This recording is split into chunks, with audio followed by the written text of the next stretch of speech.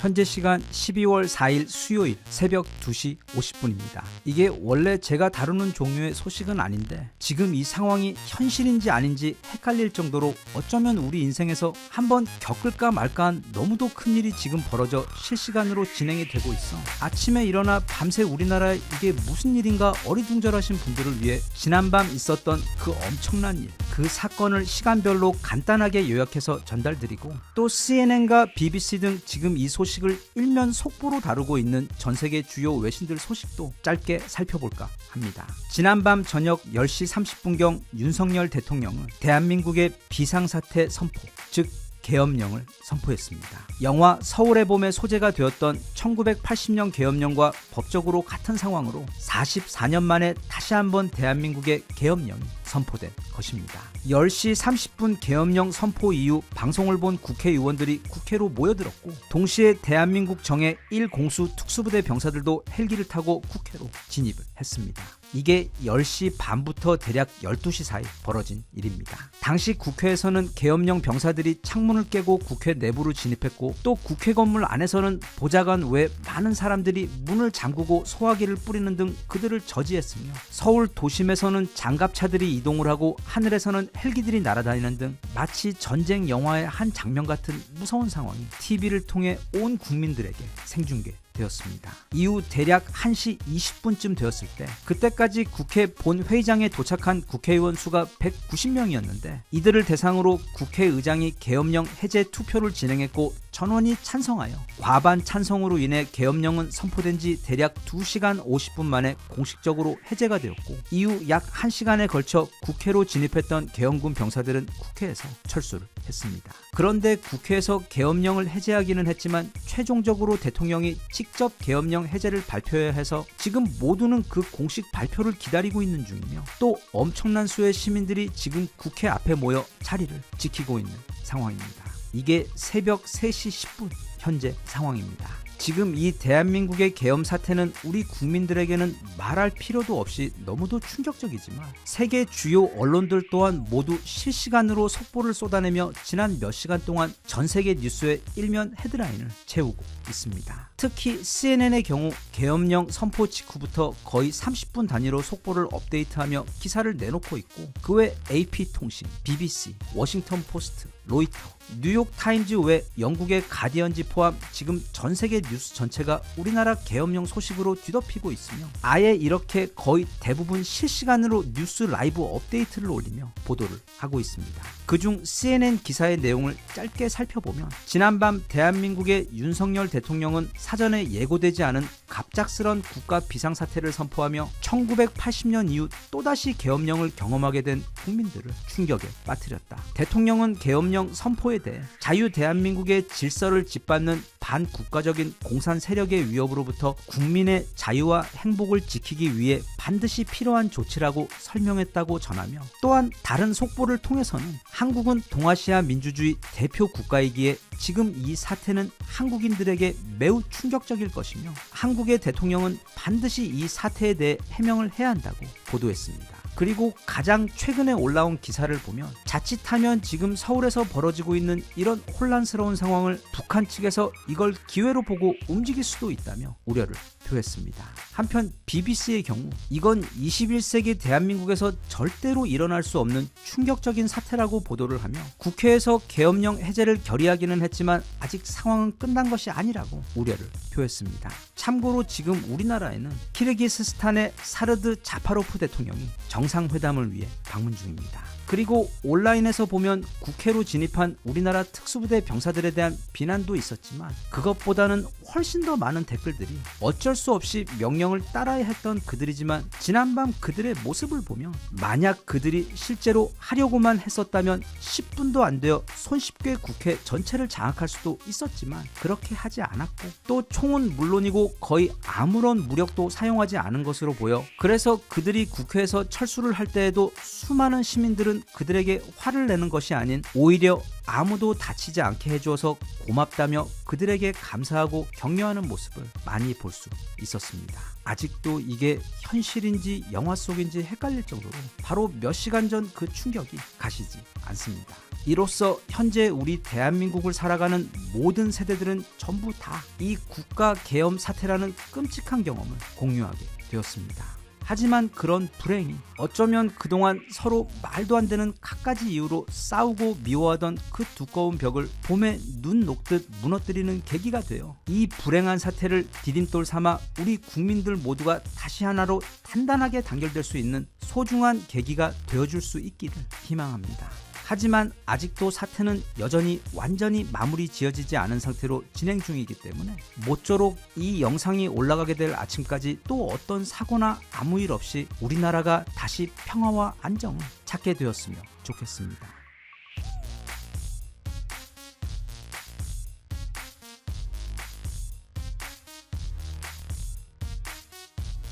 Even if you tried, you wouldn't understand it. Maybe something's missing inside of you.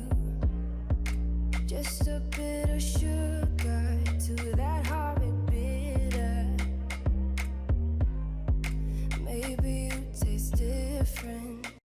지금 영국에서 사람들이 가장 많이 관심을 가지고 있는 정말 뜨거운 감자 중 하나가 바로 우리 손흥민 선수 상황입니다. 이게 다른 일반 유명 축구 선수들의 경우처럼 뭐 어디 가서 얼마를 받느냐와 같은 문제가 아니라 지금 토트넘이 이 손흥민이라는 자기들 구단에서 평생 한번 날까 말까 오늘날 토트넘을 지금 그 자리에까지 올려놓아준 진짜 매일 아침 일어나 우리 손흥민 숙소 방향으로 큰 절을 올려도 모자랄 정도로 너무도 고마운 귀인이자 여전히 프리미어리그 최고 선수 중 한 명인 우리 손흥민을 그저 그가 나이가 많다고 해서 푸대접을 넘는 거의 배신에 가까운 수준의 모습을 보이고 있어. 이런 상황을 진작부터 너무도 잘 알고 있는 우리나라 축구 팬들이 화가 나는 것은 너무도 당연한 일이지만 이제는 영국 매체들도 그리고 저 멀리 미국의 경제 언론인 무려 포브스에서도 크게 기사를 내며 그런 토트넘을 엄하게 꾸짖으며 비난하고 있습니다. 일단 손흥민은 내년 6월이 되면 토트넘과 계약이 끝납니다.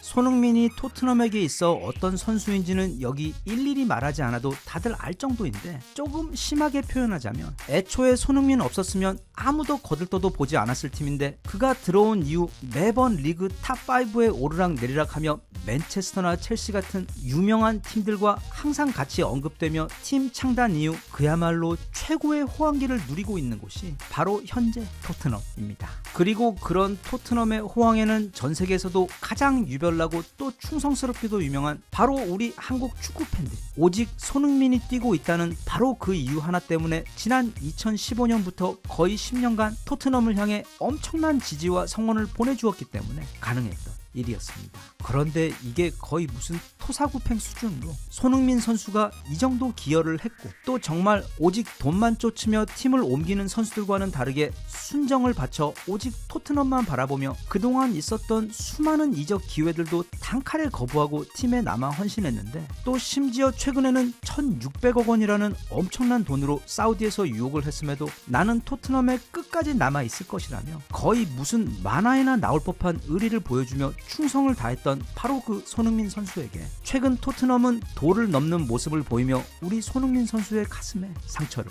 주고 있습니다. 즉 이 정도면 장기 계약을 해줘. 손흥민이 앞으로 몇 년 더 뛰다가 명예롭게 토트넘에서 은퇴를 하며 전설로 남도록 해주는 게 너무도 당연한 판단이자 지금껏 손흥민 덕을 엄청나게 보아 그 자리까지 올라온 토트넘이 보여주어야 할 마땅한 도리인데도 결국 그에게 주는 연봉을 아끼기 위해 장기 계약 대신 딱 1년 연장 제한만을 하면서 지금 모두를 놀라고 화나게 만들고 있습니다. 참고로 우리 손흥민은 올해 32살로 분명 적지 않은 나이이긴 합니다. 하지만 다들 본인의 모습과 친구들의 모습을 보시면 쉽게 알 수 있듯 사람은 다들 나이 들어가는 속도가 다릅니다. 열혈 축구팬 분들이야 이미 최근 손흥민의 활약에 대해 너무도 잘 알고 계시겠지만 저 같은 추갈못들 또는 일반인들을 위해 아직도 이 32살의 한국 축구 선수가 세계 최강 영국 프리미어 리그에서 얼마나 막강한 경쟁력을 가진 선수인지 그냥 가장 쉽게 알 수 있는 게 여기 있는 프리미어 리그 공식 순위입니다.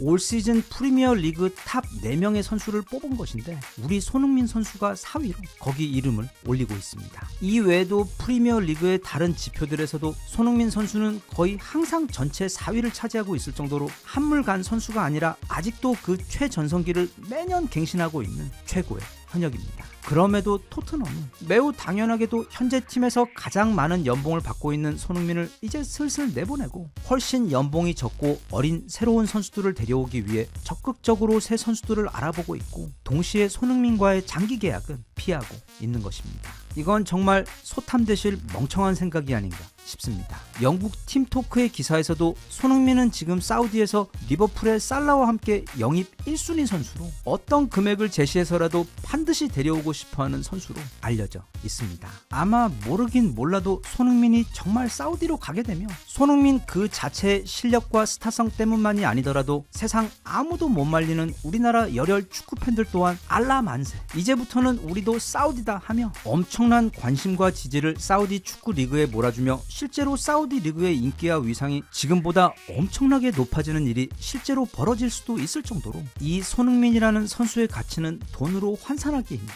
너무도 귀한 선수입니다. 이에 대해 미국의 포브스지는 이례적으로 영국 축구 리그에서 벌어지고 있는 일에 대해 입장을 밝히며 아주 긴 기사를 내놓았는데 해당 기사를 요약하면 다음과 같습니다. 손흥민은 아시아 역사상 가장 위대한 선수다. 그는 아시아 선수로는 최초로 프리미어 리그 득점왕을 차지했고 자신의 팀이 챔피언스 리그 결승전에 진출하게 만들었다. 또 그는 올해의 선수로 무려 4번이나 선정이 되었을 정도로 역대 최고 기록을 가지고 있는 전설 박지성조차 그가 이룬 업적에는 근접하지 못한다. 그리고 이어서 기사는 어쩌면 손흥민의 가장 큰 강점인 그의 인성에 대해서도 돌아봅니다. 그는 뛰어난 축구 선수 이전에 훌륭하고 겸손한 사람이며 그가 고국 한국에서 고귀한 영예로 인기를 얻는 것은 너무도 당연한 일이다. 그런 손흥민은 좋을 때나 나쁠 때나 언제나 토트넘에게 최고의 충성심을 유지하며 항상 팀에 남아 있었으며 심지어 자신의 절친 팀원인 케인이 이적을 추진했을 때조차도 그는 그게 분명 자신의 커리어에게 불리하게 작용할 수 있음에도 토트넘에 남아 계속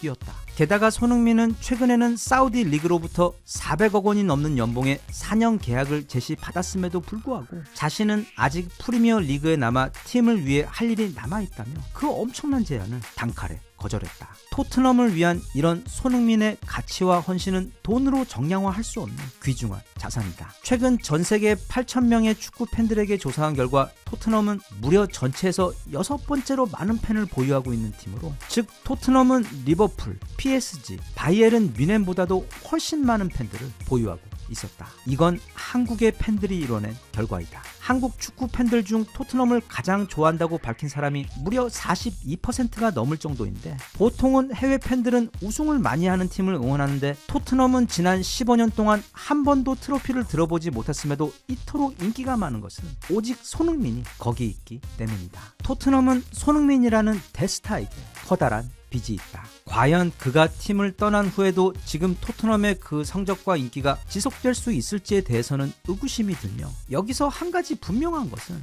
만약 그가 없었다면 애초에 토트넘은 현재의 자리까지도 올라오지도 못했을 것이라는 점이다. 이건 아마 지금 이 상황을 보고 있는 거의 모두가 동일하게 느끼고 있는 감정이 아닐까 싶습니다. 손흥민은 지금 나이가 30이 넘었다는 것 빼고는 실력부터 영향력 그리고 그가 일으키는 경제적 가치에다 거의 순정에 가까운 팀을 향한 충성심까지 갖춘 드문 선수인데다 아버지 손흥정옹의 좋은 교육 덕에 모두에게 귀감이 되는 너무도 훌륭한 인성까지 갖춘 좋은 선수 이전에 드물게 훌륭한 한 인간이기 때문에 지금 이렇게 토트넘이 돈을 아끼려고 커다란 실수를 하는 동안 그게 어떤 팀이든 우리 손흥민을 데려가는 팀이 있다면 그 손흥민 뒤에는 우리 대한민국도 함께 따라가는 것이기에 그냥 지구만한 꾸로박이 아예 넝굴째 굴러 들어오는 것이나 마찬가지입니다. 그래서 현재 이강인이 뛰고 있는 PSG에서 아주 재빠르게 움직이며 손흥민 영입을 시도하고 있고 또 가진 건 모래와 오일 그리고 돈밖에 없는 사우디 리그 역시 이 기회를 절대 놓칠 수 없어 다시 한번 손흥민 영입을 시도하고 있는 상황인데 그럼에도 불구하고 우리 순정남 손흥민은 미워도 다시 한번 토트넘에 남아 1년을 계속 뛸 수 있어. 과연 앞으로 몇 개월 내 우리 손흥민 선수가 어떤 결정을 내리게 될지 지금 전 세계가 지켜보고 있는 상황입니다. 개인적으로는 우리 손흥민 선수가 이강인이 있는 PSG로 가서 무려 우리나라 최고의 공격수 2명이 프랑스 리그 최고팀에서 함께 뛰는 너무도 특별한 광경을 우리나라 팬들에게 선물해 주는 것도 정말 좋을 것 같은데, 아무튼 그게 결과가 어떻게 나오던 간에 우리 손흥민 선수에게, 그리고 그에게 남은 몇 년의 마지막 선수 시절을 위해 무엇보다 본인 스스로를 위해 가장 행복한 결정을 그가 내릴 수 있었으면 좋겠습니다.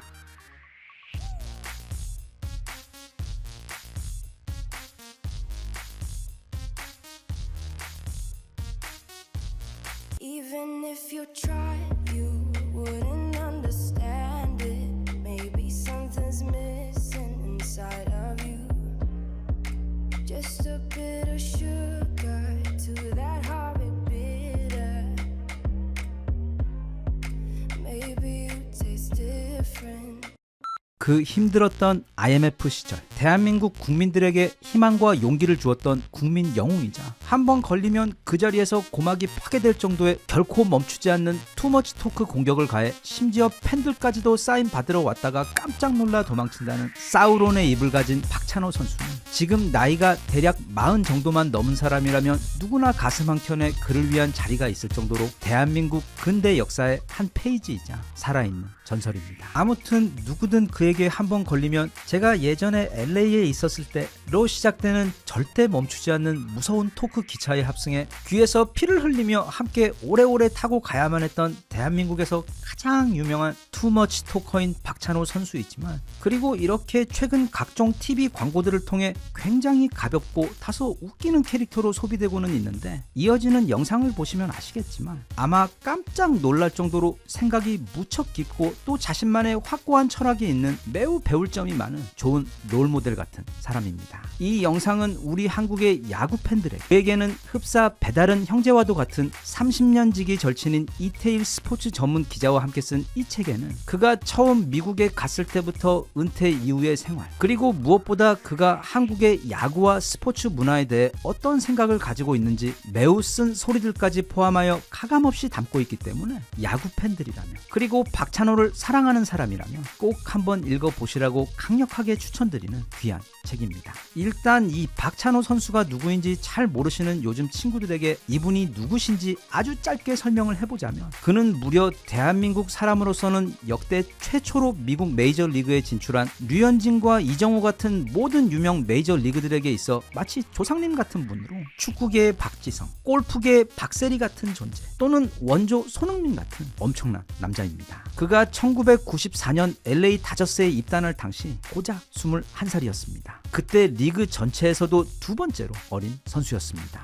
하지만 그가 어렸다고 해서, 그리고 메이저리그에 처음 간 애송이라고 해서 실력이 부족했느냐 하면 전혀 아닙니다. 그냥 짧게 그의 메이저리그 시절 커리어를 종합을 해보자면 2010년 10월까지 메이저리그 통산 124승 98패로 아시아 최다승 기록을 갖고 있을 정도로 대단한 성적을 남겼습니다. 거기에 더해 원저 돌려차기용답게 2001년 내셔널리그 몸에 맞는 공 전체 1위, 2002년에는 또 아메리칸 리그 몸에 맞는 공 전체 1위를 하며 발이 아닌 공으로도 미국 선수들을 두드려 팬 선수로도 유명합니다. 그리고 그는 무엇보다 1997년 한국에서 IMF의 시련이 찾아오며 온 국민이 절망과 시리에 빠져 있었을 때 박세리 선수의 양말 벗고 아이언샷과 함께 우리 국민들이 당시 그 어려운 시기를 버텨낼 수 있도록 정신의 기둥이 되어주었던 우리 국민들의 자부심이자 소중한 빛이었습니다. 그래서 그런지 박찬호 선수와 박세리 선수는 서로 모르는 초면이었는데도 그녀가 부상을 당해 입원을 했을 때 꽃을 들고 문병을 가기도 했고, 또 박세리 선수의 은퇴식 때에도 아무도 그를 초대하지 않았음에도 참석하여 축하해 주었다고 합니다. 전성기 시절 박찬호 선수의 하체를 보면 거의 무슨 인간 코뿔소 엉덩이를 보는 것 같은데, 그는 힘들었던 어린 시절 매일 라면을 먹을 수 있다는 이유만으로 처음 야구를 시작한 이후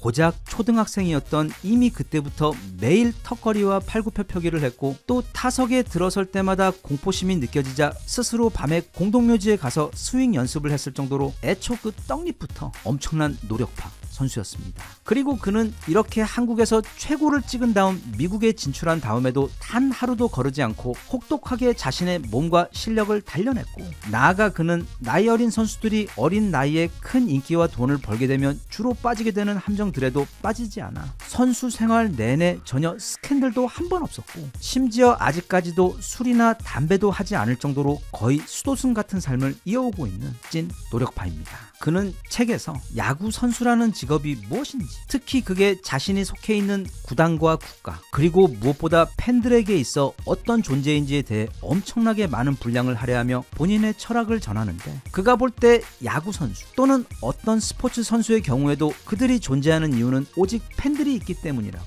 강조합니다. 나아가 구단도 그렇고 또 그 스포츠 자체도 역시 모두 다 팬들의 아낌없는 사랑이 있기 때문에 존재하는 것이기 때문에, 자신이 인기가 많고 돈을 많이 버는 것에 대해 우쭐하며 그런 소중한 팬들을 소홀히 대하는 행동들은 선수가 할 수 있는 가장 멍청하고 끔찍한 실수라며 반복해서 강조하는데, 실제로 그가 오늘날 우리에게 투머치 토커라는 별명으로 유명해진 이유도 선수 시절 자신에게 사인을 받으러 다가오는 팬들에게 그냥 사인만 해주는 게 아니라 그들이 기대도 하지 않았던 엄청난 대화를 그들과 나누던 것이 유명해지면서 처음 생겼던 별명입니다. 팬들에 대한 그의 그런 진심 어린 마음은 지난 IMF 때 한국의 어려운 사람들을 돕기 위해 만든 그 박찬호 재단이 오늘날까지 거의 30년이 다 되도록 대한민국 곳곳에 수많은 어려운 이웃들을 돕는 일을 하며 운영되어 온 것을 보아도 쉽게 알 수 있습니다. 그는 말합니다. 요즘은 무한 경쟁 시대이기 때문에 무조건 남을 이겨야 내가 산다고. 게다가 자신이 약육강식 적자 생존의 경쟁이 기본인 이 스포츠계에서 성공하고 싶다면 더더욱 그래야 한다고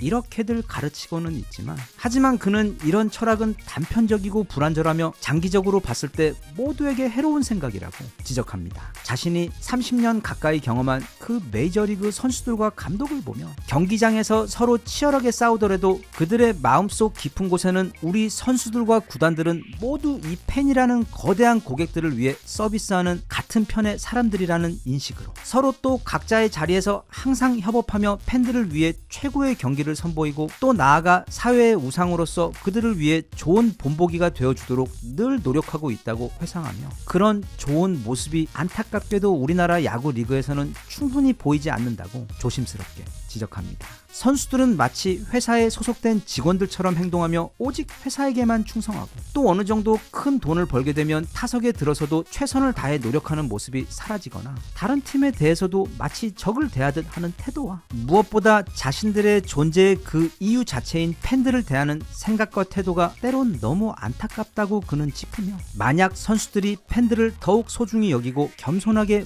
모두가 더 진실된 마음으로 이 야구에 임한다면 우리나라 야구는 지금보다 훨씬 더 크고 성공적인 스포츠가 되어 선수들도 또 구단들도 무엇보다 팬들도 더욱 행복한, 그렇게 모두를 위한 거대한 축제가 될 수 있다고 그는 당부합니다. 그 외 박찬호 선수는 책에서 여러 글을 통해서 선수나 리그가 아닌 우리들 보통 사람들에게도 사실 좀 굉장히 의외일 정도로 깊은 통찰이 느껴지는 조언들을 전해주는데, 먼저 인생에 슬럼프라는 건 없다는 것을 빨리 깨달아야 한다고 그는 말합니다. 그럼 누군가는 내가 지금 계속 슬럼프 때문에 고생 중인데 왜 그게 없느냐고 반문할 수도 있는데, 이 슬럼프라는 건 그게 신입 선수든 메이저리그 베테랑이든 아니면 어리든 나이가 많든 간에 우리 모두에게 예외 없이 자주 찾아오는 단골 손님 같은 것이기 때문에, 나만 그런 것이 아니니 그것 때문에 스트레스 받지도 또 절대 고개를 숙이지도 말고 대신 성실한 생활 루틴과 자기 반성을 통해 그 슬럼프를 오히려 기회로 만들 수 있는 방법을 대신 고민해보라고 그는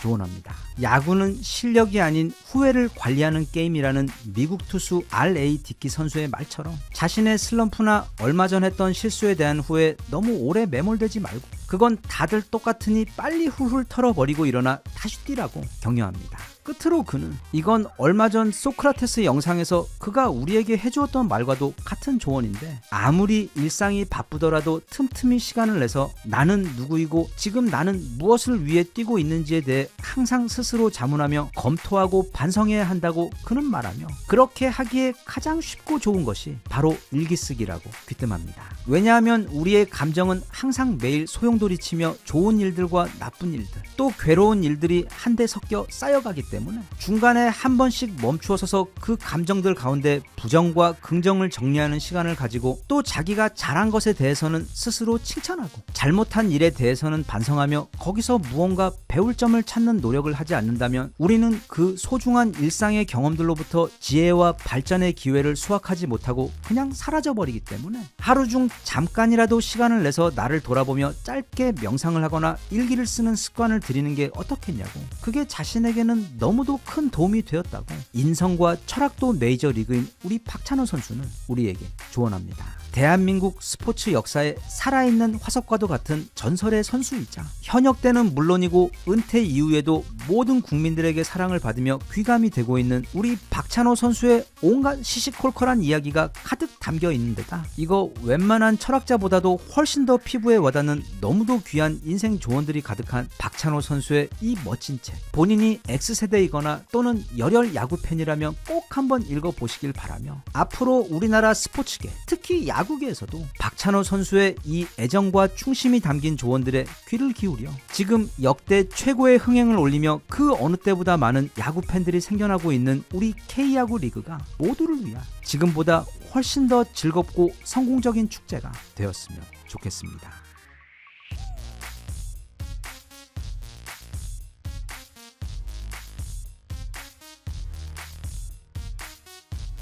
Even if you tried, you wouldn't understand it. Maybe something's missing inside of you. Just a bit of sugar to that horrid bitter. Maybe you taste different.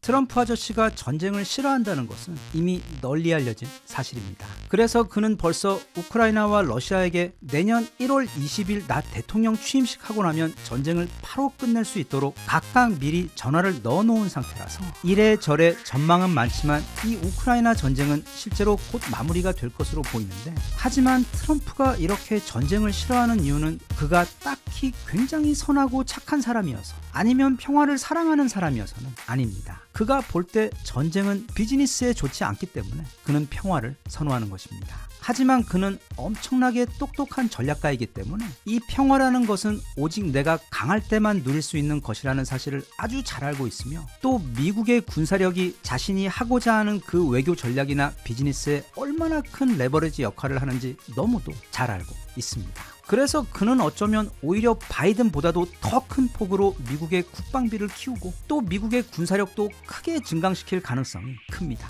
게다가 이제는 전 세계 최고의 효율 천재 일론 머스크가 그 이름도 정말 생소한 도지부서, 즉 미 정부 효율 부서라는 곳에 정식 장관으로 취임해서 앞으로 트럼프가 하려는 미국의 모든 국정 사업들에 대해 그 효율성을 극한까지 끌어올려줄 것이기 때문에 엄청난 성장과 변화를 경험하게 될 것으로 전망됩니다. 무려 일론 머스크가 국가의 사업들을 검토하고 과외를 해준다는 게 정말 부럽습니다. 그런데 한편 요즘 들어서 이 지구 최강인 미군의 군사력이 예전과 같지 않습니다. 특히 그 문제는 이 해군에 있어서 좀 심각한 편인데, 예를 들어 미국 법상 해외에서 미국으로 오고 가는 배들의 경우 아무 데서나 만들어도 상관이 없지만, 그게 만약 미국에서 미국으로 가는 배, 그러니까 남부 플로리다에서 출발해서 서부 샌프란시스코로 가는 배의 경우, 그리고 무엇보다 미군에서 사용하는 군함들의 경우 무조건 미국 조선소에서 만든 배여야만 합니다. 이렇게 되면 언뜻 좋은 것 같기도 하지만 이게 양날의 검인 게,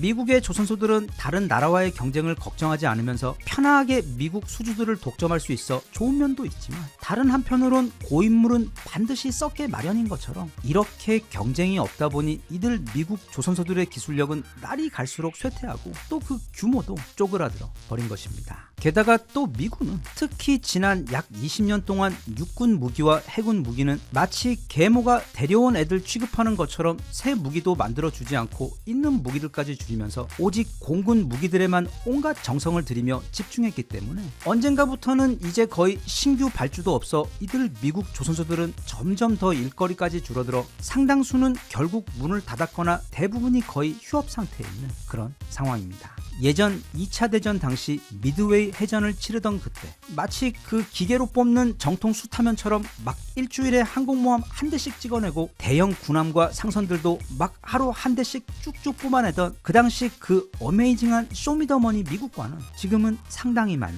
다릅니다. 그런데 그런 미국과는 반대로 우리 트럼프 아저씨가 불법 이민자들이나 마약만큼이나 싫어하는 그 중국은 이 조선업과 해군 증강에 있어 미국과 정반대의 길을 걸어왔습니다. 대략 20년 전만 해도 중국 해군은 미 해군에 비해 비교하기도 참 민망한 수준으로 그 규모 또한 대략 10분의 1도 안 되는 수준이었는데 이게 20년 동안 시진핑 스테로이드를 맞으며 무섭게 벌크업을 하더니 지금은 놀랍게도 거의 미국을 다 따라잡은 수준입니다. 특히 물론 그 실제 전투력 말고 그냥 그 절대적인 군함의 숫자들로만 봤을 때는 이미 미국을 앞서버린 상황입니다. 이게 지난 8월 16일 미국 의회에서 공개한 국회 보고서인데 대략 2040년까지 중국 해군력의 위협에 대해 다루고 있는 자료입니다. 여기 제일 마지막 부분에 보면 미국과 중국의 전체 군함 숫자가 나와 있는데 지금 계속 군함의 숫자를 줄여가고 있는 미국과는 달리 중국은 2020년 239척에서 계속 높아지고 있어 대략 2030년이 되면 중국의 해군 규모는 미군보다 더 커지는 것으로 나와 있지만 중국은 이 보고서가 쓰여질 당시보다 더 많은 군함을 생산해서 2024년 11월 현재 이미 미국을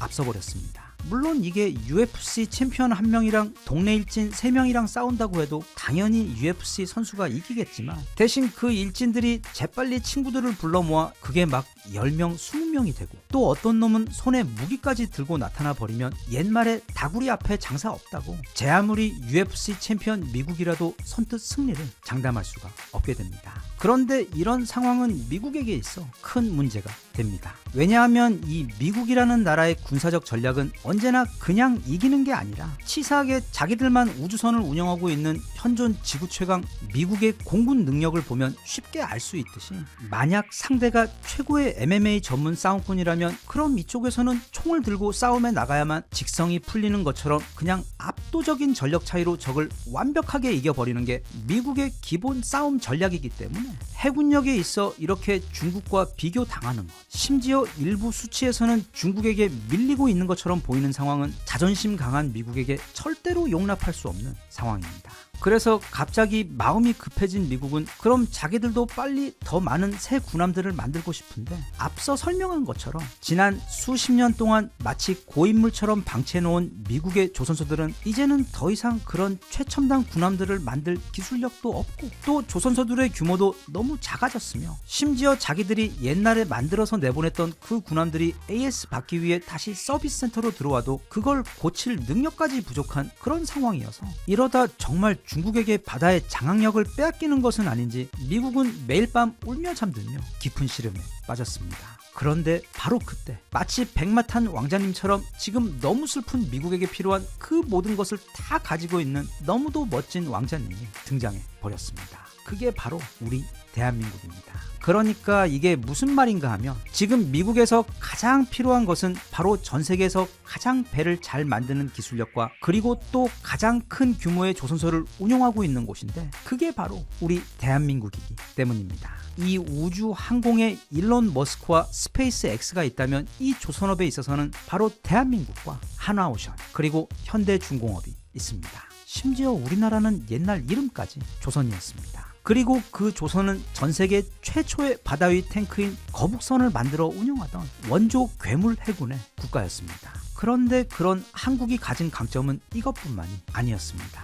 미리 경고하지만 지금부터는 아주 익숙한 사고 레파토리가 시작되는데 그러니까 우리 한국이 만든 구축함인 세종대왕함은 같은 사이즈와 규모로 제작된 미군, 프랑스군, 중국군 그리고 일본군의 구축함과 비교해도 더 월등하거나 최소한 동일한 전투력을 가지고 있는 마치 우리 K2 흑표와 같은 세계 최정상 수준의 구축함 무기인데 중요한 건 다른 나라들이 그걸 건조하는데 5년에서 10년까지 걸리는 것을 이 효율 변태들인 한국인들은 대략 2-3년 만이면 한 대씩 뚝딱뚝딱 만들어낼 수가 있고 또 하지만 이 정도로는 우리 고객님이 기절하지 않겠다 싶어 걱정이 되었는지 한국은 그 건조 가격까지 타 국가들의 최소 절반 많은 경우 3분의 1의 비용으로 이 군함들을 만들어냅니다. 이걸 어떻게 이깁니까? 그래서 잠시 기절했다 다시 정신을 차린 미국은 크게 기뻐하며 이런 한국과 함께 미 해군의 미래를 그리기로 결심합니다. 그리고 그 시작이 바로 올해 6월 한화오션이 미국 필라델피아에 있는 필리 조선소, 즉 미국에서 가장 큰 규모를 자랑하는 상징과 같은 그 조선소를 인수를 한 사건이며 동시에 또 미 해군은 이제는 미국의 회사인 이 한화오션의 필리 조선소에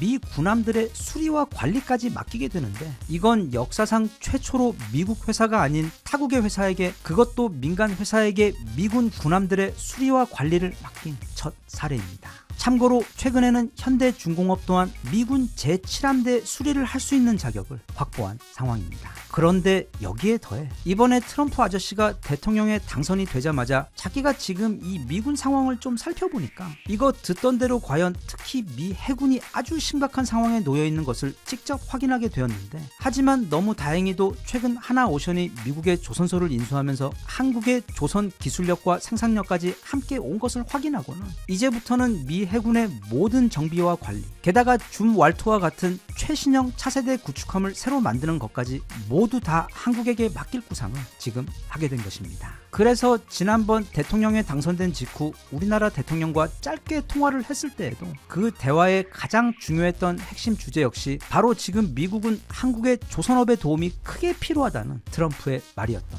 것입니다. 그리고 그 소식이 뉴스를 통해 풀리자마자 여기 보이는 것처럼 한동안 하향선을 그리던 한화오션의 주가가 순간 점프를 해버렸습니다. 이건 앞으로 한국의 조선 산업에 찾아오게 될 최고의 호재 중 그야말로 슈퍼 트럼프 호재, 즉 앞서 말한 미 해군 선박 수주와 수리 사업권 외에도 트럼프는 바이든 정부가 공격적으로 추진했던 풍력 발전이나 태양광 같은 친환경 녹색 사업들은 모두 다 폐기하고 다시 이전 방식인 석유와 천연가스 쪽으로 방향을 틀 예정인데 그렇게 되면 다시 한번 전 세계 LNG 운반선과 초대형 유조선에 대한 수요가 폭발적으로 늘어날 것이 지금 너무도 당연한 상황이어서 전 세계에서 이 초대형 LNG 선박 및 유조선을 가장 잘 만드는 우리 한국 조선사들의 미래는 트럼프 임기 내내 엄청난 호황을 누리게 될 것으로 아주 쉽게 전망되고 있습니다. 얼마 전에는 우리 K9 자주포를 미군에서 수입해 미군의 주력 자주포로 사용할지도 모른다는 기사들까지 나왔고 이제는 한화오션과 현대중공업이 미 해군의 전담 조선소가 되어 거의 모든 물량을 싹쓸이할 것으로 보이는 데다 또 거기에 더해 트럼프의 에너지 및 환경 정책 덕분에 전 세계로부터 LNG 선박과 유조선 수요까지 다시 한국으로 엄청나게 몰리게 된 상황입니다.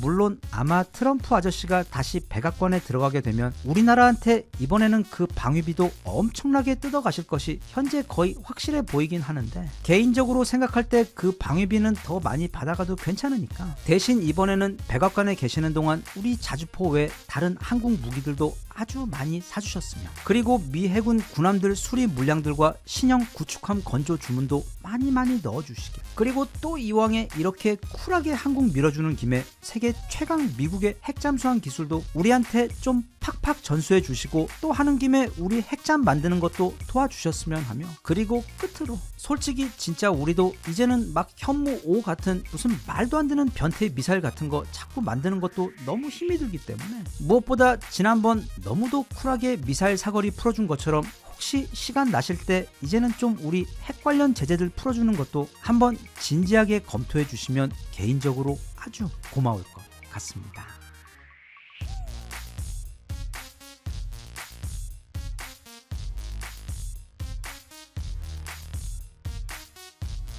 Even if you tried, you wouldn't understand it. Maybe something's missing inside of you. Just a bit of sugar to that horrid bitter. Maybe you taste different.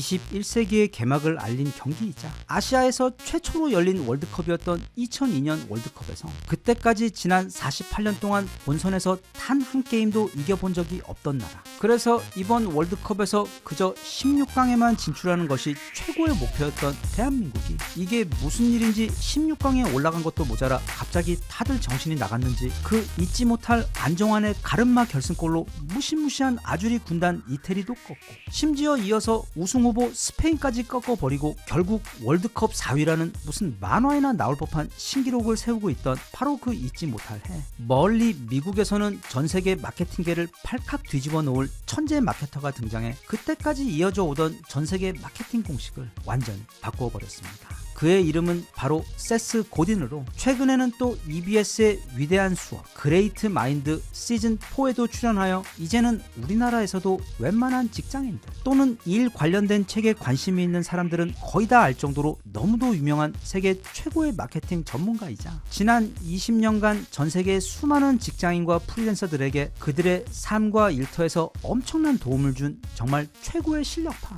멘토입니다. 참고로 이 세스 고딘이라는 사람은 그가 쓴 22권의 베스트셀러가 전 세계 수백 수천만 권이 팔릴 정도로 마케팅은 물론이고 현대 시대를 살아가는 우리의 삶과 일이라는 분야에 있어 엄청난 깊이와 통찰을 가진 사람입니다. 또 그는 자신이 전하는 매우 고차원적인 조언들을 아주 이해하기 쉬운 언어로 전달할 줄 아는 매우 뛰어난 선생님으로도 유명하기 때문에 혹시 지금 본인이 자신의 직장에서나 커리어에서 길을 잃은 것 같아 방황하고 좌절해 있거나 아니면 아예 진작에 회사에서 나와 이제는 뭘 해야 할지 막막한 상황에 있으시다면 어쩌면 그의 조언들이 생각지도 못한 정말 큰 도움이 될 수 있을지도 모릅니다. 그런 세스 고딘이 그동안 자신이 도움이 필요한 현대인들에게 전해온 자신의 최고 조언들을 집약해 모아놓은 결정판이 바로 이 책 린치핀입니다. 이게 세계적으로도 너무나 인기가 많은 책이라 이번에 또 원서 출간 15주년 기념 특별 양장판이 출간되어 여기 그 내용 함께 살펴볼까 합니다. 참고로 이 고딘 아저씨의 책은 그냥 제목만 그럴싸해서 어찌어찌 베스트셀러에 올랐지만 막상 읽어보면 굉장히 빤한 내용으로 채워져 있어 실망하게 만드는 그런 책들과는 차원이 다릅니다. 그의 책 안에는 방향과 방법이 있고 또 철학이 있습니다. 그리고 이 아저씨는 스타일이 좀 말을 착하게 하거나 아니면 삥 돌려서 하지 않고 있는 그대로 정말 돌직구로 던지는 사람이라서 처음 접하는 사람은 살짝 당혹스러울 수도 있는데 대신 약이 쓴 만큼 그 약효도 매우 확실한 경우입니다. 일단 그가 책에서 가장 먼저 강조하는 것, 즉 우리 모두가 깨달아야 하는 그 시대정신은 우리는 그게 누구든 지금보다 인생에서 훨씬 더 대단한 성과를 내고 또 그래서 더 풍요롭고 자유로운 삶을 누릴 수 있는 기회와 능력이 지금 우리 앞에 있기 때문에 현재 자신의 자리에 너무 안주하지 말라는 이야기입니다. 이게 무슨 말인가 하면 그는 오늘날 우리 현대인들 대부분이 그냥 공장의 톱니바퀴로 살아가는데 너무 익숙하다는 뜻으로 즉 어떤 회사에 들어가 그 회사의 직원으로 살아가는 삶을 뜻하는 것인데 이건 언뜻 듣기에 그게 뭐가 어때서 하는 생각이 들 수도 있습니다. 그리고 실제로 바로 한 20년 전까지는 그런 삶은 아무런 문제가 없었고 오히려 적극적으로 장려되던 삶의 방식이었습니다. 예를 들면 과거 너무도 유명했던 그 아메리칸 드림이라는 표의 의미 역시 누구든 적당히 공부하고 또 적당히 괜찮은 직장에 들어가서 적당히 열심히 일하기만 하면 가족들과 함께 만족스럽고 편안한 삶을 누릴 수 있다는 것을 뜻하는 것이었고 그건 실제로 미국이나 또는 우리나라에서도 불과 한 20년 전까지만 해도 사실이었습니다. 그런데 2000년을 전후하여 컴퓨터가 본격적으로 등장하며 세상이 변하는 속도가 엄청나게 빨라지고 또 그렇게 사회 구조도 빠르게 바뀌다 보니 이제는 적당히 직장 생활을 하는 것만으로는 무난한 생활을 영위하는 게 점점 더 어려워지기 시작한 것입니다. 그래서 옛날에는 평생 직장이라고 해서 한 회사에 들어가면 그곳에 뼈를 묻는다는 신념으로 모든 걸 다 바쳐 일을 했고 또 회사에서도 그런 충성심에 대해 충분한 보상과 안전망을 제공해 주었었는데 이제는 아무도 평생 직장이라는 말을 쓰지 않고 반대로 퇴사와 이직 아니면 갑작스런 명예퇴직을 강요받는 일이 너무도 흔한 세상이 되어버려 과거 샐러리맨과 직장맨들이 누렸던 그런 편안함과 안전함은 이제는 오랜 과거이자 사치가 되어버렸다고 그는 지적합니다. 세스 고딘은 그 원인이 물론 사회에게도 있지만 우리들 자신들에게도 있다고 지적합니다. 즉 그 편안한 시스템에 너무 길들여져 우리의 야수성과 독립성이 너무 약해지고 사라져 버렸다는 지적인데, 한 예로 앞서 말한 그 아메리칸 드림이라는 미국뿐 아니라 지난 20세기 100년 동안 전 세계 거의 모든 사람들을 사로잡은 그 친숙한 개념에 대해 그는 그걸 이렇게 풀어 해석합니다. 고개를 숙여라, 지침을 따라라, 시간을 지켜라, 열심히 일해라, 비위를 맞춰라. 그리하면 보상을 받게 될 것이다. 지금 어느 정도 나이가 있는 분들은 다들 눈치를 채셨겠지만 이건 우리가 옛날에 학교를 다닐 때 지키던 룰과 정말 완벽하게 똑같습니다. 왜냐하면 세스 고딘에 의하면 이 학교라는 곳은 지식을 가르치는 곳이 아니라 그저 회사에서 일할 노동자들을 대량으로 빨리 생산해내는 일종의 노동자 인력 공장들이었기 때문입니다. 그래서 오늘날 우리는 모두가 똑같은 교육을 받고 또 졸업하면 손에 각자 이력서를 들고서는 다들 똑같은 회사 앞에 긴 줄을 서며 구직을 하는 모습이 오늘날 사회의 당연한 현실이 되어버렸는데, 대신 그렇게 모두가 일종의 톱니바퀴, 즉 언제든지 회사의 필요에 따라 다른 새로운 톱니바퀴로 대체될 수 있는 그런 세상이 되어버려 오늘날 우리 현대인들은 예전보다 훨씬 더 많아진 업무량과 책임감에 더해 미친 수준의 경쟁, 그리고 언제든 대체될 수 있다는 불안감을 안고 살아가야 해서 너무도 힘들고 괴롭다고 그는 말합니다. 대신 옛말에 하나의 문이 닫히면 또 하나의 다른 문이 열린다고, 그렇게 기술의 발전으로 인해 수많은 일들이 자동화, 전산화가 되어버리며 인간의 노동력의 가치가 과거의 그 영광을 잃어버리게 된 것은 맞지만, 대신 한편으론 인간 개개인의 창의력과 능력이 폭발적인 힘을 낼 수 있도록 해주는 기가 막힌 돌파구 또한 생겼다고 그는 이야기하는데, 그게 바로 인터넷입니다.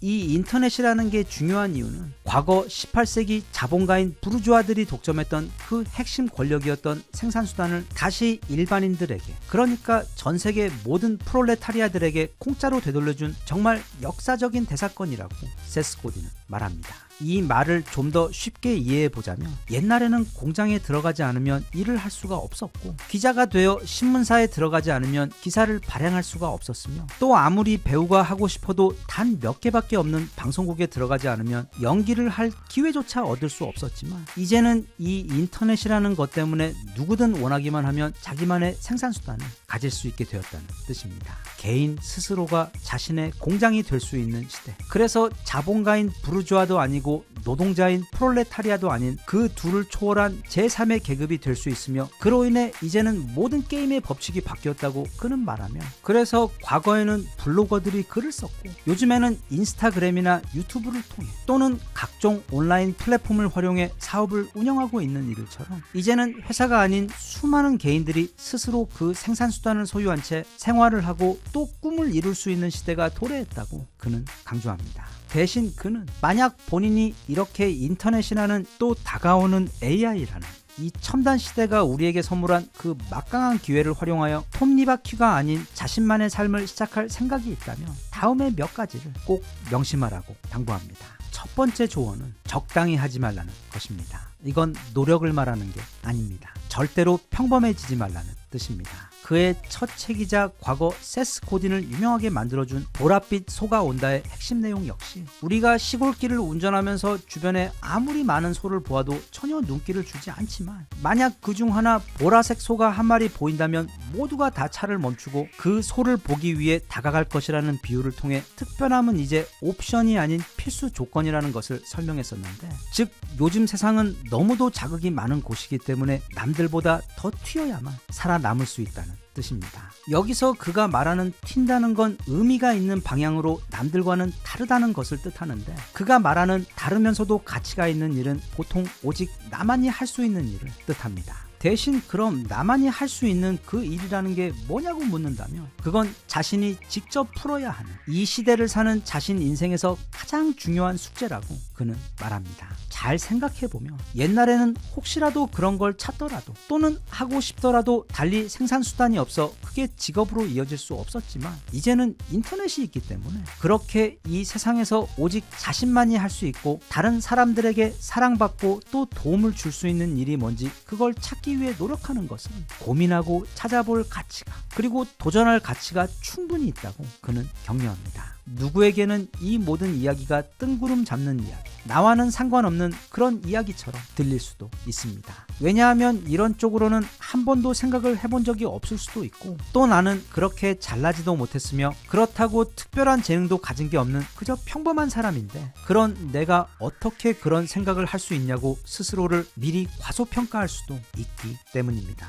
하지만 또 다른 누군가에게는, 예를 들면 요즘 TV와 인터넷 그리고 인스타그램과 유튜브에 보이는 수많은 사람들을 보면서 나도 저 사람들처럼 잘할 수 있을 것 같은데 하며 뭔가 방법이 없을까 하며 고민하고 계시던 분들께는 이 책이 방향과 방법을 동시에 알려줄 매우 훌륭한 길잡이이자 그 시작을 도와줄 기폭제가 될 수도 있을 겁니다. 나아가 책의 상당 부분이 어떻게 하면 혼자서 자신의 시간과 멘탈을 통제하여 그동안 과소평가해왔던 자신의 잠재력에 대해 이제는 제대로 평가하여 큰 자신감을 얻고, 그래서 이제부터는 더 높은 창의력과 생산성으로 자신의 일을 할 수 있는지에 대한 실용적인 이야기가 거의 책의 절반을 차지하고 있기 때문에, 이제 곧 한 해가 지고 새해가 시작되는 이 연말에 나를 위해 내년에 새로운 도전을 꿈꾸고 있는 분이라며, 과거 그 야후 최고 전성기 시절의 마케팅 최고 책임자이자 오늘날에도 여전히 세상이 가장 인정하고 있는 세계 최고의 마케팅 전문가인 이 세스 고딘 아저씨의 탁월한 통찰을 믿고 그가 들려주는 소중한 조언들을 한번 들어보는 것도 좋을 듯 싶습니다.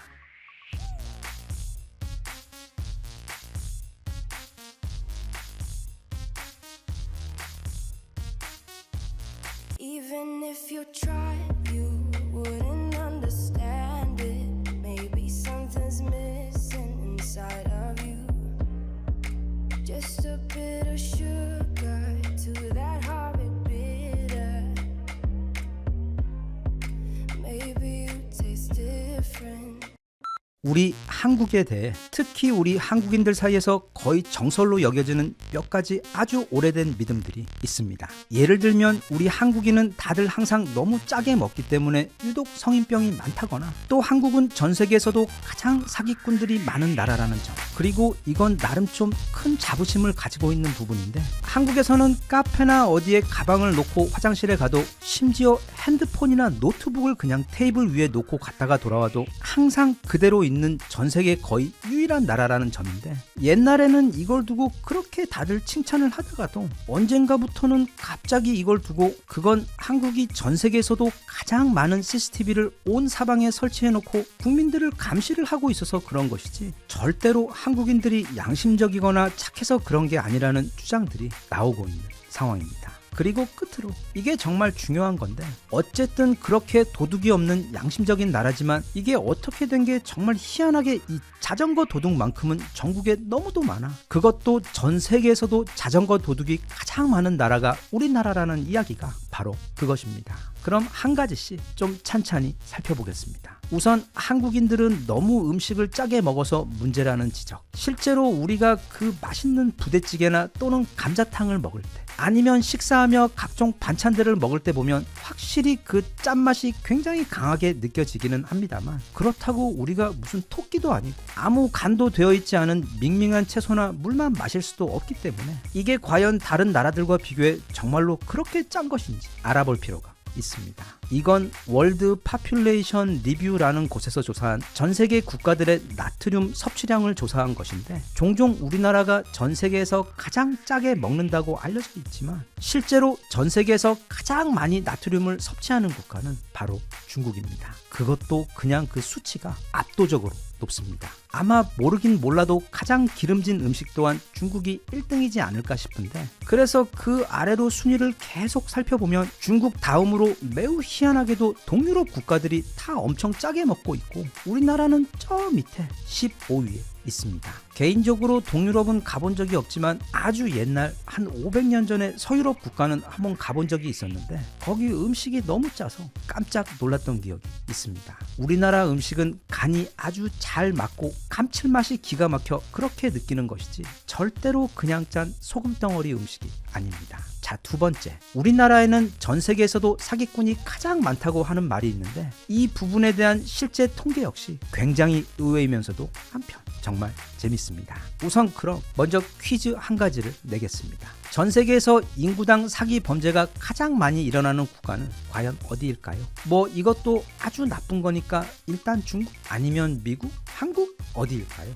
정답은 바로 스웨덴입니다. 네, 굉장히 의외이며 이건 우리가 사는 이 세상에 대한 선입견에 대해 꽤 큰 충격을 주는 결과입니다. 이게 유엔에서 조사한 인구 10만 명당 전 세계 국가들 사기 범죄율 통계인데 그 법 없이도 살 것 같은 조용한 북유럽 국가인 스웨덴은 2등과 무려 3배나 차이가 날 정도로 그야말로 사기꾼들의 천국입니다. 2위도 좀 의외이고 놀랍기는 한데 바로 독일이고, 그런데 정말 의외인 것은 3위를 한 국가도 덴마크인 북유럽이고 4위 또한 핀란드로 북유럽이라는 점입니다. 우리가 평소에 생각하던 그 고상한 북유럽의 이미지와는 뭐가 상당히 다른 굉장히 흥미로운 통계입니다. 어쩌면 그 나라의 감옥들은 거의 다 이렇게 살짝 저렴한 호텔 느낌이 나는 꽤 지낼 만한 곳들이기 때문에, 즉 망치가 너무 가볍다 보니 못이 많이 올라오는 게 아닌가 싶기도 합니다. 참고로 우리나라 사기꾼들의 활약은 이런 세계 대회에서는 상위권에도 들지 못할 정도의 귀염둥이 수준인데, 대신 우리가 일반적으로 그렇게 느끼게 된 이유는 우리나라는 특히 사회 문제나 이웃들에 대해 굉장히 관심이 많은 편인데다 또 기본적으로 사회의 윤리의식이 매우 높은 편으로, 게다가 또 매일 뉴스에서 이런 류의 소식들이 많이 다루어지다 보니 마치 그런 일들이 세계에서도 가장 많이 일어나고 있는 게 한국인 것처럼 오해를 하게 되는 것 같은데, 그건 우리나라 사람들이 머리가 유독 좋아 그렇게 오해를 받는 부분도 있지만 실제로는 그런 이들은 극히 일부이며 뉴스에도 나지 않고 정말 아무도 모르게 좋은 일 하시며 성실하게 사시는 분들이 절대 대다수인 착하고 정말 좋은 나라가 우리나라입니다. 그리고 다음은 대한민국이 전 세계에서도 CCTV를 가장 많이 설치해 놓은 감시 국가라서 도둑이 없는 것이라는 지적 역시 사실과 다릅니다. 그 사람들이 말하는 그 CCTV 천국 감시 국가는 아마 중국을 말하는 것 같은데, 중국은 진짜 온 사방에 무려 안면인식 인공지능까지 설치된 CCTV가 설치되어 있는 곳으로 이 중국에겐 비밀이란 없습니다. 그런데 놀랍게도 이 분야 역시 중국이 1위가 아닙니다. 앞서 스웨덴이 황당한 사기꾼 순위에서 1위를 해버리며 신선한 놀라움을 준 것처럼 이 관음증 CCTV 설치 대회에 있어 전 세계 챔피언은 바로 인도입니다. 이게 전 세계 주요 도시들 CCTV 설치 순위인데 1위가 인도 델리 카레이고 3위도 인도 첸나이, 그리고 18위 역시 뭄바이로 인도가 금메달이며, 하지만 언제나 품질보다는 물량 공세로 1등을 노리는 중국답게 2등 칭타오, 4등 선전, 5등 우시와 6등 상하이 등 전체 순위 가운데 거의 절반 가까이를 중국이 모두 차지하며 결코 1위 인도에게 절대 밀리지 않는 2위 국가가 바로 중국입니다. 한편 우리 서울은 전체 순위 중 11위로 굉장히 적당한 수준의 설치량을 보여주고 있으며 절대로 과하게 CCTV를 설치하여 국민들을 감시하는 그런 국가가 아닙니다. 왜냐하면 우리나라 사람들은 이미 개개인 스스로 준법 기준이 너무 지나칠 정도로 높아서 애초에 그렇게 감시할 필요가 없기 때문입니다. 그리고 이건 개인적인 경험으로 볼 때 단지 카페가 아니라 지방 여행하다 카메라도 없는 공원 의자 같은 데다 실수로 가방 같은 걸 깜빡 놓고 갔다가 나중에 다시 가보면 한 번도 예외 없이 늘 거기에 그대로 있었고,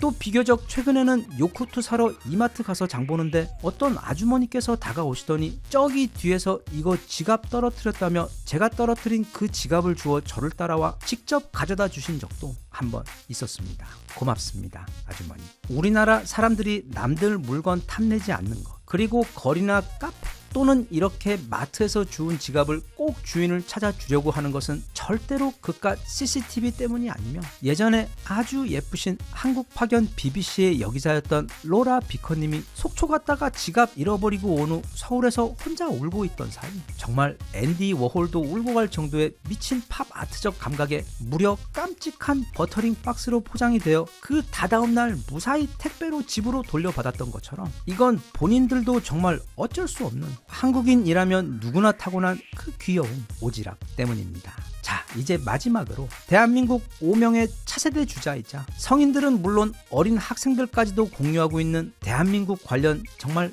가장 거대한 미스테리인 바로 그 자전거 도둑 문제입니다. 우리는 종종 우리나라 사람들은 정말 아무것도 훔치지 않는 착한 사람들이지만 이상하게도 이 자전거만큼은 정말 많이 훔친다며 한탄을 하곤 하는데 이 통계 역시 앞서 본 다른 통계들처럼 그 결과가 굉장히 의외이며 놀랍습니다. 왜냐하면 그게 사실이기 때문입니다. 이게 인구 10만 명당 전 세계 자전거 도난율 통계인데 우리나라는 당당하게 세계 2위를 차지했습니다.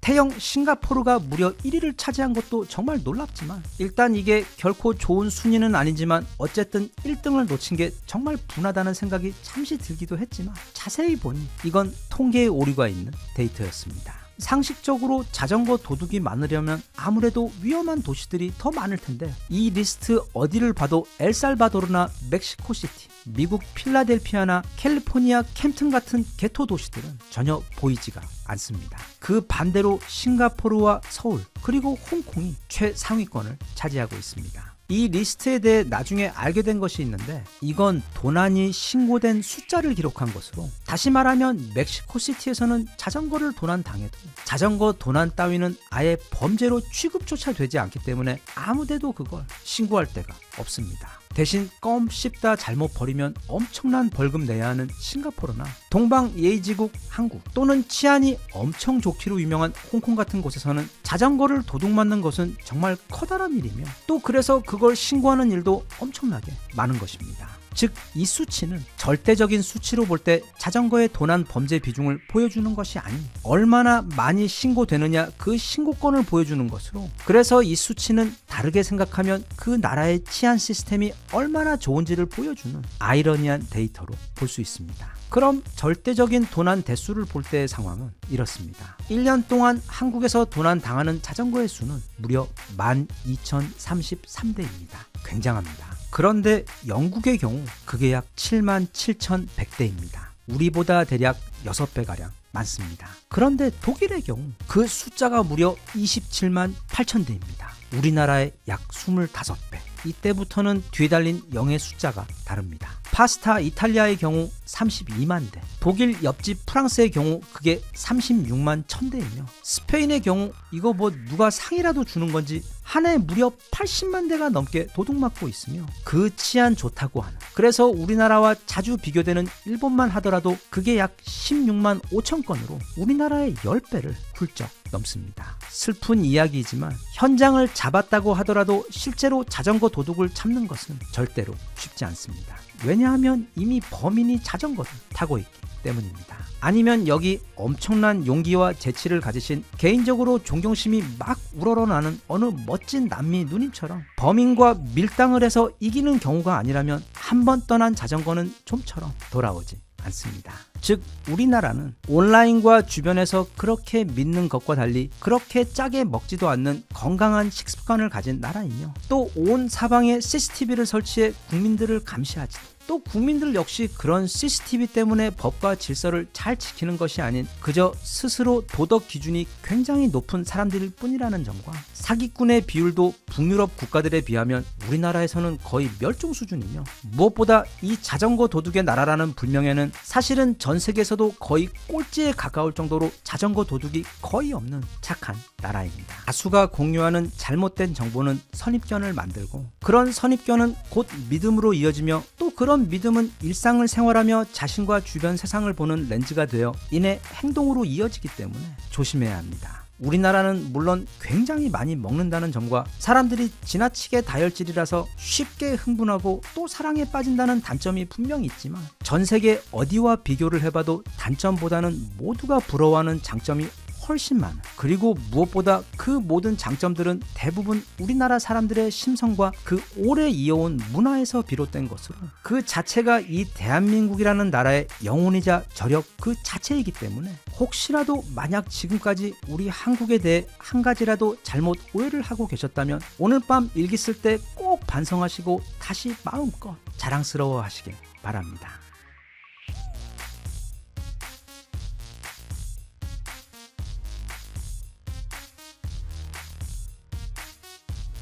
Even if you tried, you wouldn't understand it. Maybe something's missing inside of you.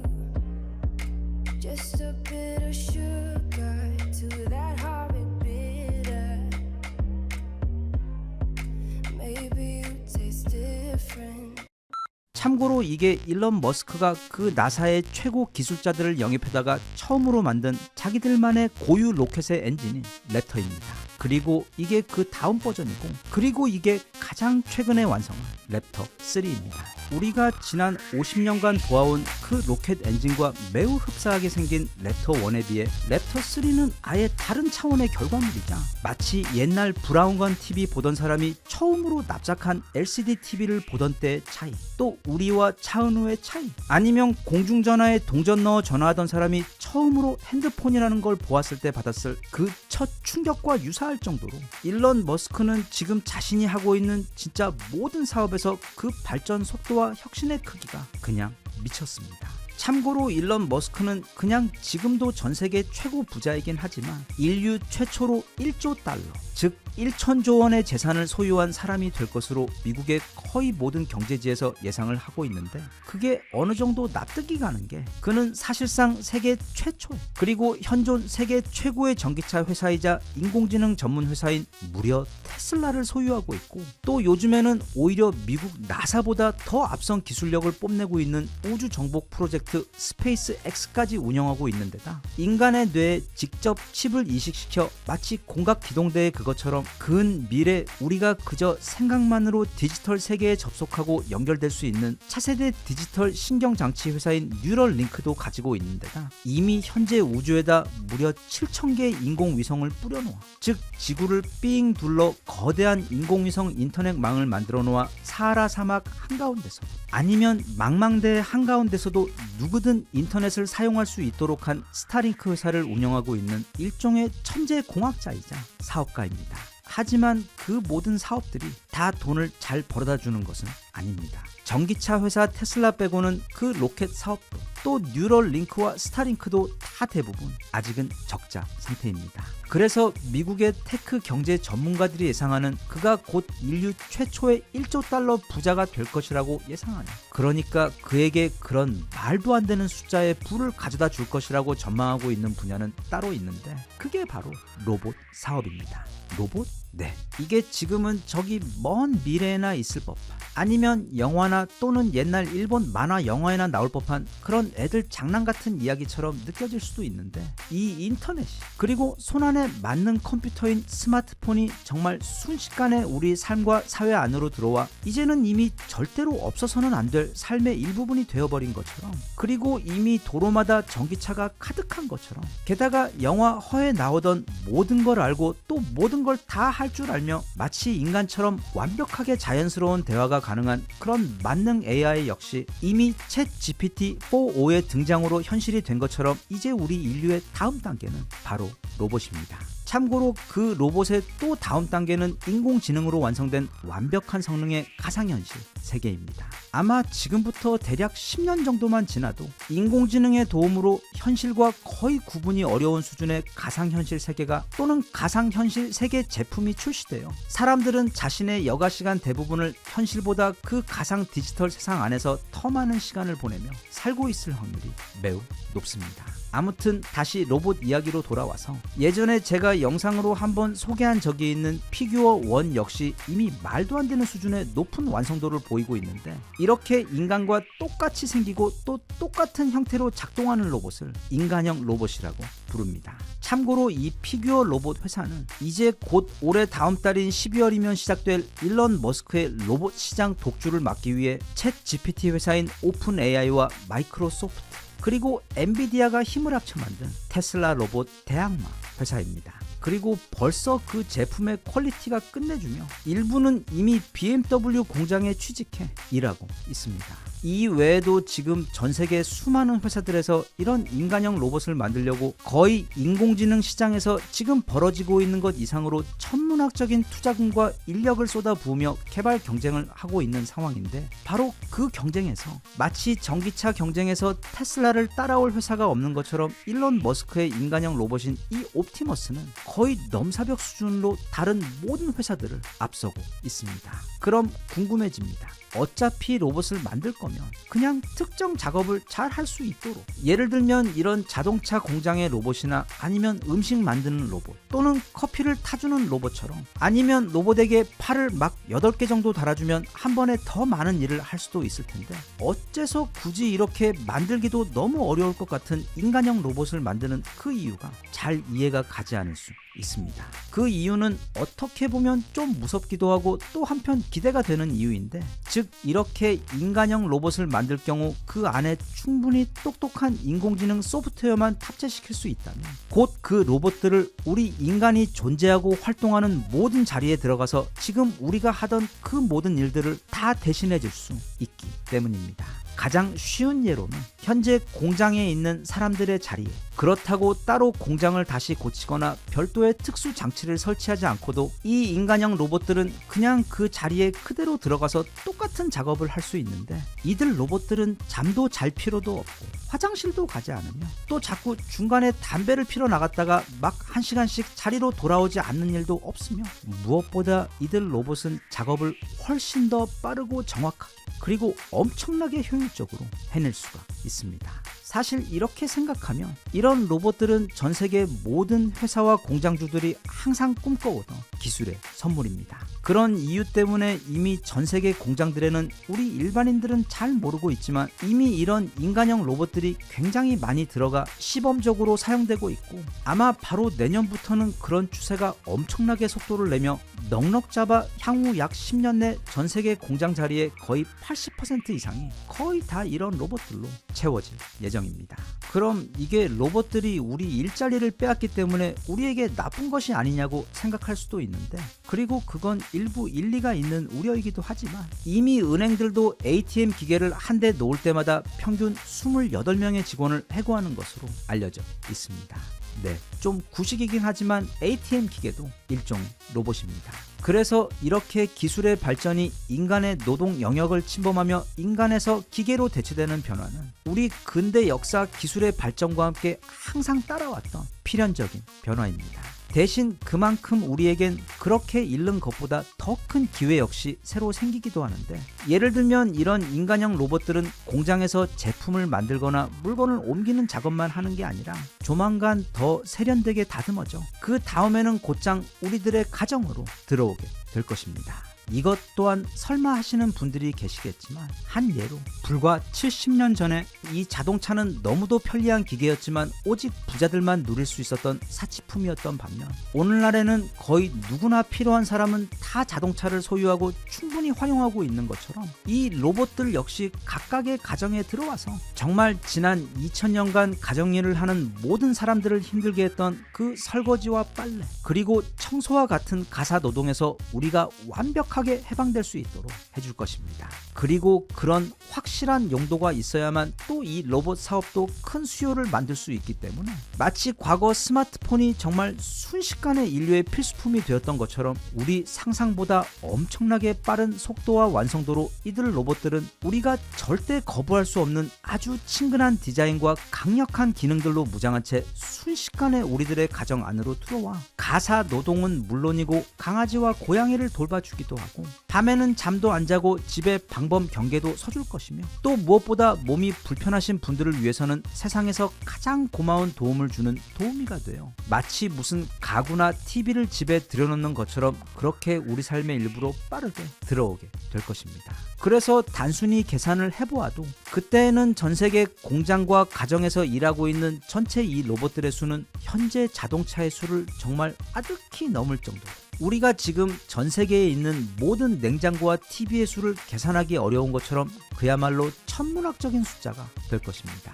참고로 구글이나 애플 같은 테크 기업들이 지금처럼 우리 지구 행성의 최고의 기업으로 올라서기 직전까지는 언제나 자동차 회사들이 세계에서 가장 돈을 잘 버는 회사들이었습니다. 물론 또 지금도 그렇고 앞으로도 이 자동차 회사들은 항상 그 순위 최고 높은 곳들을 차지하고 있을 것인데, 이 자동차 회사들이 그렇게 많은 돈을 벌고 있는 이유는 그게 마치 신발처럼 우리 인간 생활에 너무도 필요한 유용한 기계이면서도 또 몇 년마다 계속 새로운 신제품을 등장시킬 수 있고 무엇보다 대량 생산에 들어갈 경우 특히 그 마진율이 또 엄청나게 좋아서인데 이 로봇 산업의 경우 전문가들의 추정에 의하면 그 자동차 시장보다 아주 보수적으로 잡아도 대략 사이즈가 100배 이상 클 것으로 전망되고 있습니다. 즉 이제 곧 우리가 사는 이 세상은 지금까지는 순차적으로 자동차와 TV 그리고 컴퓨터와 스마트폰이 차례대로 지배했던 시대라면 이제는 곧 엄청난 인공지능 기술과 함께 그 인공지능을 탑재한 로봇들이 지배하는 시대가 될 것이라는 뜻인데 그리고 현재까지 상황은 지금까지 살펴보았던 일론 머스크가 적어도 그 최초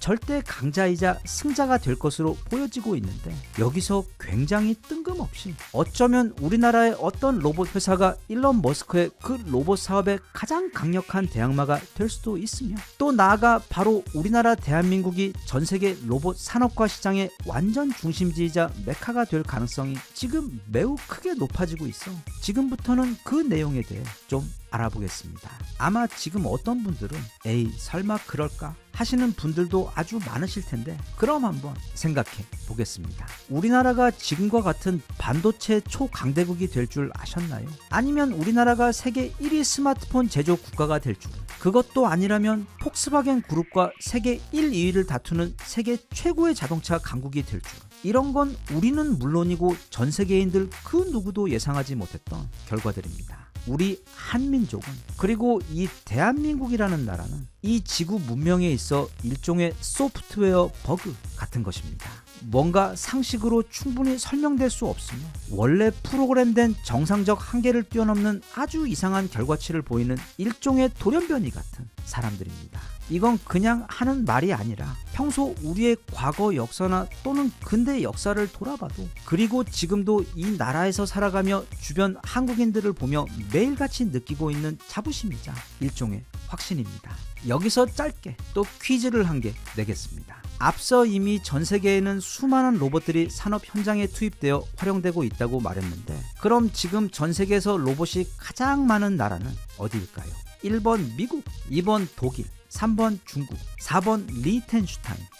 네, 정답은 5번 우리 대한민국입니다. 그렇습니다. 우리 대한민국이 현재 전 세계에서 가장 많은 로봇을 보유하고 있는 나라입니다. 이게 세계 로봇 연맹에서 최근 공개한 전 세계 국가들의 로봇 보유량 조사 결과입니다. 아직은 이 데이터들 대부분 다 산업용 로봇들이며 그래서 직원 1만 명당 로봇의 수를 계산한 것입니다. 그런데 여기 보이는 것처럼 우리나라는 무려 1012대로 그냥 1위도 아닌 3위 독일보다 그리고 그 다음 일본과 중국보다도 무려 2배 이상 많은 압도적인 수의 로봇을 이미 운용하고 있습니다. 그저 우리 일반 사람들 눈에 보이지 않을 뿐 대한민국은 지금 전 세계에서 가장 빠른 속도로 치고 나가며 과거 인터넷과 디지털 경쟁에서도 그러했고 또 국민의 스마트폰 보유 및 사용량에서도 현재 전 세계 압도적 1위를 하고 있는 것처럼 이제 그 다음 단계인 로봇 사회를 향해서도 전 세계에서도 가장 빨리 앞서가고 있습니다. 그리고 그런 우리나라에는 아마 믿기지 않겠지만 일론 머스크의 그 무시무시한 테슬라 로봇 군단에 맞먹을 만한 세계 최고의 로봇 회사가 이미 존재합니다. 바로 전 세계 모든 로봇의 조상님이자 고향이 바로 보스턴 다이나믹스입니다. 다들 옛날에 인터넷 서핑하다가 이 로봇들 한 번씩 보신 적 있으실 겁니다. 소처럼 생겨서 미군들 집 나르는 신기한 로봇. 요즘 많이 보이는 개를 닮은 로봇인 스팟. 그리고 가분수처럼 생겼는데 끝내주는 운동 성능을 가진 바로 아틀라스 등 이 모든 로봇들이 모두 바로 보스턴 다이나믹스에서 개발한 로봇들이며 전부 다 해당 분야 전 세계 최초의 완성형 로봇들이었습니다.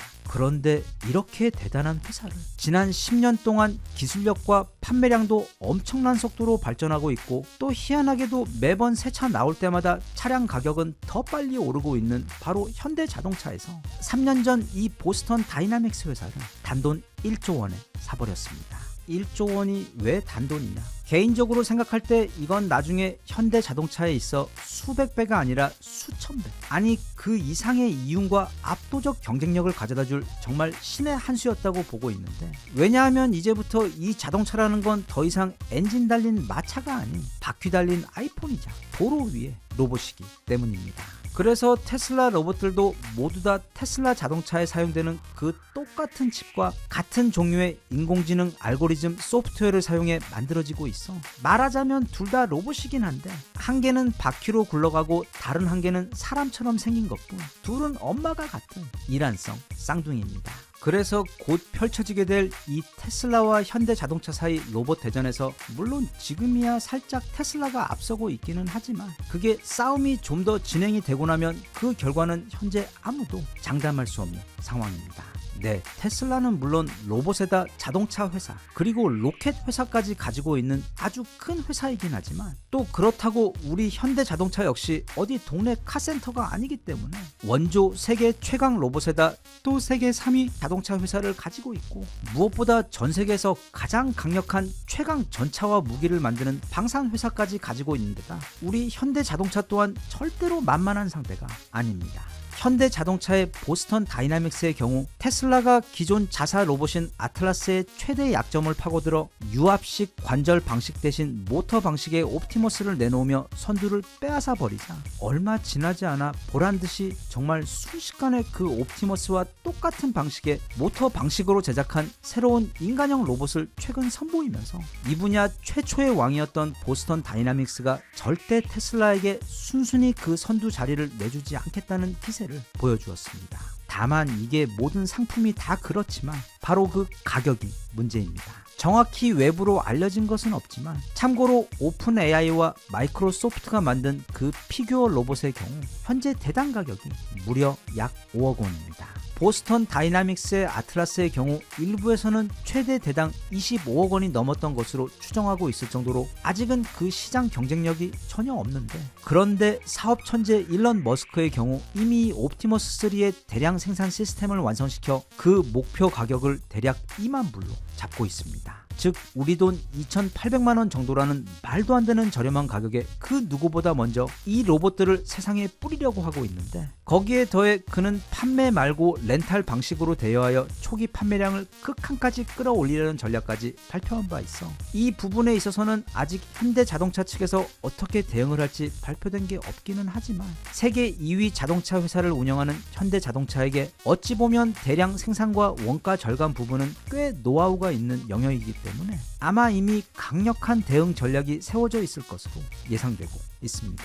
앞서도 말했듯 이제 전 세계 로봇 시장 또는 로봇 경쟁은 본격적으로 막이 오르게 되며 아마 향후 몇 년 동안 시장에는 엄청난 수와 종류의 갖가지 인간형 로봇들이 쏟아질 예정인데 제가 일론 머스크를 너무도 좋아하긴 하지만 부디 우리 현대자동차와 보스턴 다이나믹스가 그 경쟁에서 대판 크게 이겨 우리나라가 세계 최고의 로봇 강국이 되어 미래 최첨단 시대에서도 지금보다 더 강력한 국가로 우뚝 설 수 있기를 진심으로 바라며 또 앞으로 나오게 될 그 모든 로봇들이 우리 인간의 삶을 보다 편안하고 안전하게 그리고 무엇보다 더 풍요롭고 여유롭게 만들어주어 기술이 우리에게 축복이 되길 기원합니다.